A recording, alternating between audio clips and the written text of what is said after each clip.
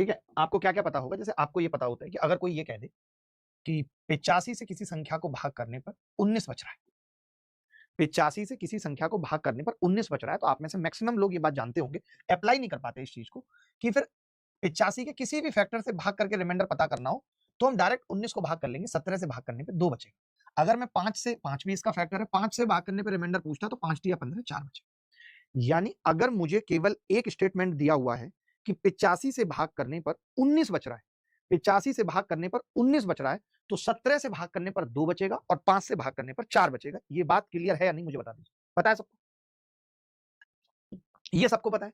अच्छा, एक चीज आप सबको और पता होगी कि अगर किसी संख्या को 3 से भाग कर रहा हूं, कोई संख्या n है और इसको 3 से भाग करने पे रिमाइंडर पता करना हो, तो इसका रिमाइंडर वही होगा जब हम n के सम ऑफ डिजिट, n के डिजिट्स का योग लेंगे और उसको 3 से भाग कर देंगे, तो भी रिमाइंडर वही बचेगा। ये बात भी आपको पता होगी।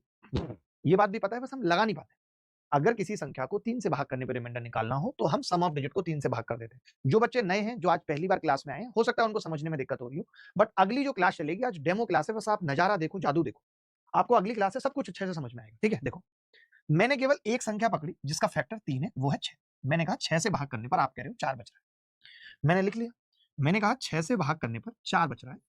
तो आप मुझे बताइए, 6 का फैक्टर 3 है, 3 से भाग करने पर कितना बचना चाहिए? तो आपने कहा 4 को भाग कर दूंगा 3 से, तो 4 को 3 से भाग करेंगे तो रिमाइंडर आ जाएगा जी 1। 1 आना चाहिए। 3 से भाग करने पर 1 आना चाहिए। मुझे मौखिक पता लग गया देखते ही।